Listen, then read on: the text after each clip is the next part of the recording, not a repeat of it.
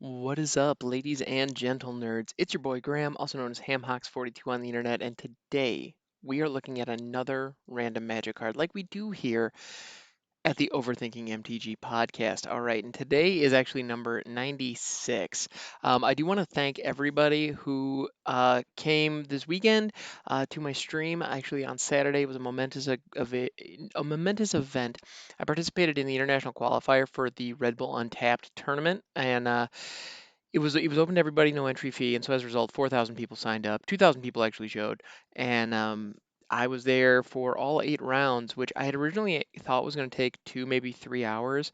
It ended up taking 11, um, and I did not drop, despite the fact that I would have been very, very justified in doing so. Um, Final results, I ended up going 3 and 5, but the truth is, the the greatest experience though was having an 11-hour day when I was live on stream, and the amount of support and love that just showed up to watch me play this game. It was phenomenal. I love you all. Thank you for being there. You guys are my favorite.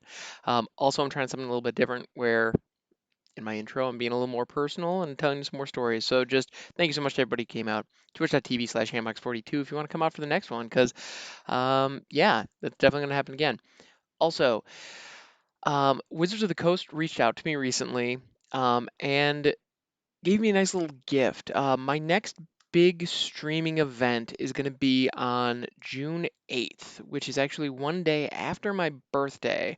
Um, and I'm going to be the featured streamer on Magic Arena's homepage. And so that's going to be a big deal. And as a result, I took the day off work, so I'm planning on playing a whole mess of Magic that day. So if you want to come out, I will be around. I'm going to be around all day, and it's going to be a blast. I'm already making arrangements with the wife, so yeah, it's going to happen. It's going to be a blast. So anyway, but that, so that is, those are fun details. That's a fun situation with what we're doing. However, we are here today to look at a random magic card. That's ultimately the goal. So let's go ahead and do it. I'm gonna go ahead and click random card right now. It's coming off the dome. No ideas what we're looking at. Yes. Okay. So we've got Pikemen. And the reason that I am so elated, so over the moon about this is actually this is touching on an old school magic something that I was actually just looking up the other day, because let's just look at the card first. So Pikeman, it is a creature type. Okay, so in the original text, it is a creature for one generic and a white, and the type is summon pikeman that has been errated to creature human soldier. So all right, that makes sense. Um, and it is a 1/1, so we got a 1/1 for 2. So all right, what does this thing got going on in its text box? Well, it has first strike, and then it also has banding. If you are not familiar with banding, you're not missing anything. It is, if you thought mutate was complicated, well, actually, mutate is more complicated than banding, but banding was like the OG mutate in that it was an incredibly complicated mechanic. Now, in the case of banding, what you were tinkering with was the base rule, like the basic rules of the game, in a way that changed things where you could actually get some pretty considerable value out of it. But the problem was it was so complicated, and the benefit that you got seemed so reduced compared to everything else. And it's funny that I'm comparing banding and mutate because banding and mutate actually are both cards that allow you to take multiple cards and group them together in different ways. With mutate, you're taking one card and you're putting a card on top, and the abilities carry through, but the top card is still the top card. Um, so you're basically using other cards to add abilities to a single creature. And there are some cool interactions and fun things you can do with that, but the biggest thing is that there are cards with a bunch of mutate triggers. If those mutate triggers didn't exist, you probably wouldn't see a whole lot of people playing with mutate cards at all, which is exactly why mutate triggers exist. Meanwhile, with banding, the way that banding works is if a creature, if you have an army of creatures that, and okay, caveat, little disclaimer up at the top here. I have never played with banding. As a student of the game, I want to understand where we've come from and I want to understand the touch points.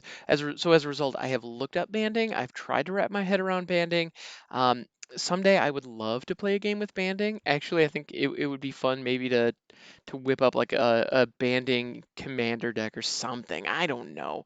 I'd love to figure it out because there's banding and then there's also bands with other. And so you have an opportunity to band like with certain creature types and all, like there's a lot of nuance there. But in short, what happens when you have creatures that have banding during your turn or in when you go to declare attackers, before you declare the attacker, so there is a step in your combat phase called the beginning of combat. It has not been relevant for cards that have been printed recently, and therefore a lot of players don't know it exists, but it does. There's the beginning of combat phase. If you have banding, creatures during the beginning of combat phase, you actually assign bands. So you create units of creatures. So this really is only relevant if you have a lot of creatures or if you have some cool interaction. So you can have like three or four different. So let's say you have five creatures. You can create two bands. You can create one that's two creatures and one that's three. And then when you attack, those bands attack as a single unit. Now you still have they each count as their own permanent. So it's not like mutate where they're all one creature. In this case, they are all individual creatures. So if somebody has a single target spot removal, they can only hit one of them. They don't hit the whole band. But when they declare their blockers, they do block the whole band. And so that's the tricky part. And the thing that gets really weird there is if you have a creature, let's say you have a band of three creatures and one of them has flying. You might think, wait a minute, if they don't have a flying blocker, they can't block this. Well, the moment you ban that with creatures that don't have flying, if they choose to block the ground creature, they're all in the same band. That flyer is blocked as a part of that band. The evasion, you're basically, if you have one creature with evasion and you band them to a creature that does not have evasion, you're basically giving up that evasion effectively, but not completely. And then that's where things get weird. And so you might be wondering, like, why would anyone do that? Like that pitch right there, explaining that you basically just suck the value out of evasion. Like that's not a pitch. Like that's not working to really sell me on this idea of banding. Like, why would anyone do that? Well, because there are some other things that you can do. The other thing that you can do there is well, here's the real advantage. The real number one reason why anyone would leverage banding and what can give it, and actually what makes cards like Pikemen here especially interesting and especially valuable in that situation is the usually in a game of Magic, the defending player has the advantage. So if I attack with a 2/2 and you have a 2/2 and a, well, whatever, the defending player gets to assign how damage is dealt. So if I swing, so let's say I have a 1/1 first striker and I have three or four other creatures. You attack me with a 5/1 that has trample or something like that. I can choose, like when I block, I get to choose. Wait a minute, is that right? No, that's not right.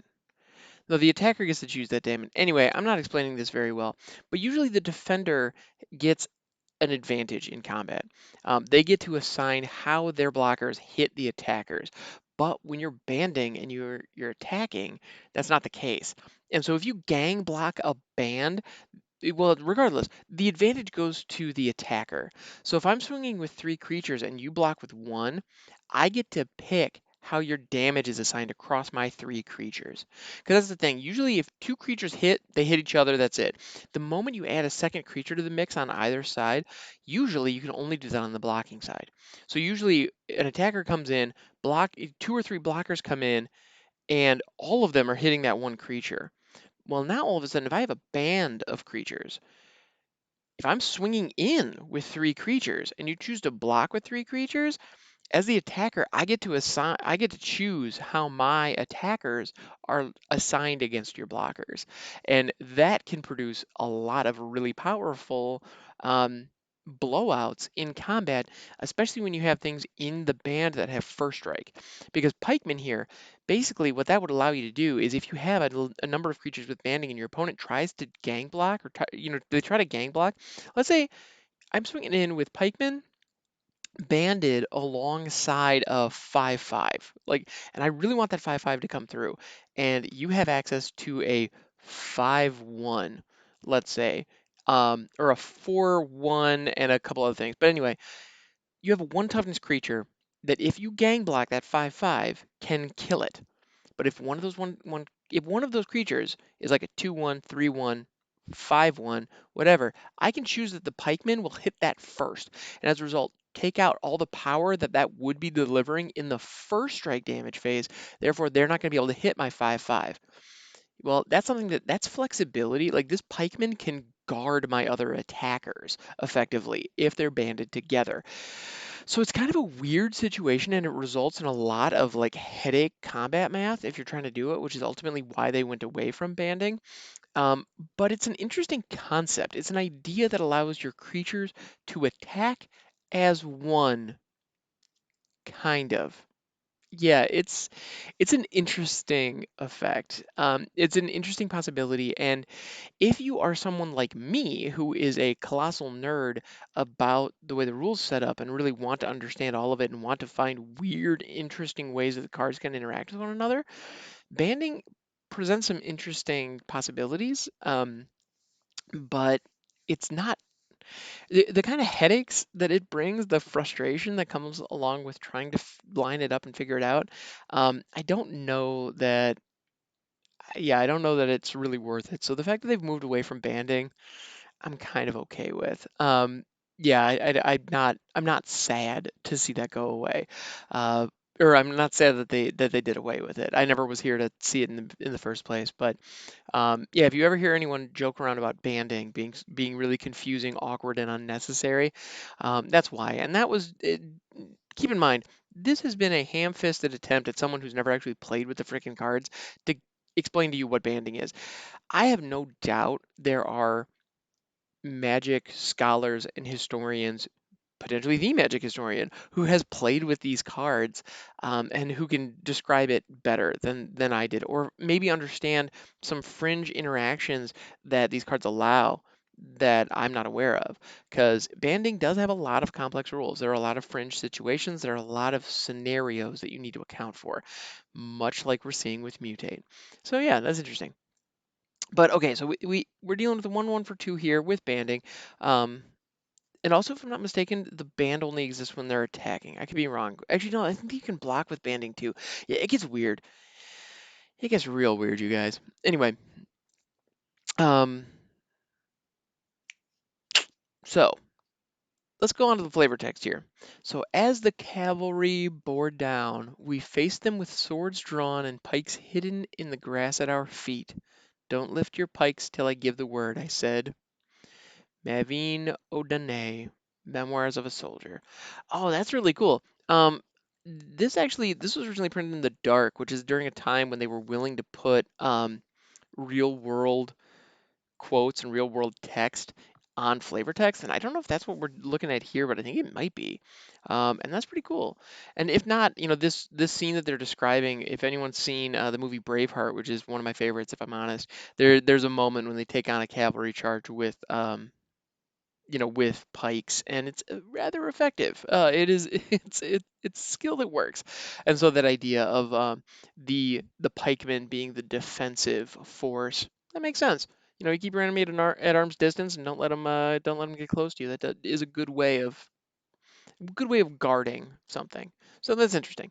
That's cool. And if this does function mechanically the way that I envision it, based on my understanding of banding, it fits flavorfully. So I don't know, that's neat. This is fun. Also, the dark in general, by the way, that set has some really fun, weird stuff. If you dig it up, a lot of weird, like a lot of stuff that hasn't aged well, like Pikeman here. If we're honest, like it's fine. It is a reason to talk about banding, so I got to give it that.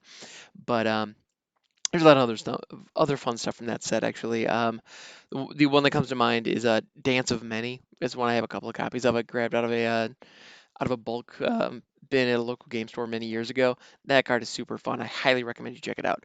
But anyway, that's neither here nor there. It's definitely not what we're here for today. But yeah, this has been Pikemen. Interesting, fun, love it. Thank you for hanging out with me. Twitch.tv/Hammox42 if you want to hang out with me some more. I'm also on Twitter at Hawks42 if you want to keep the conversation going there. Thank you so much, everybody, and I will catch you next time.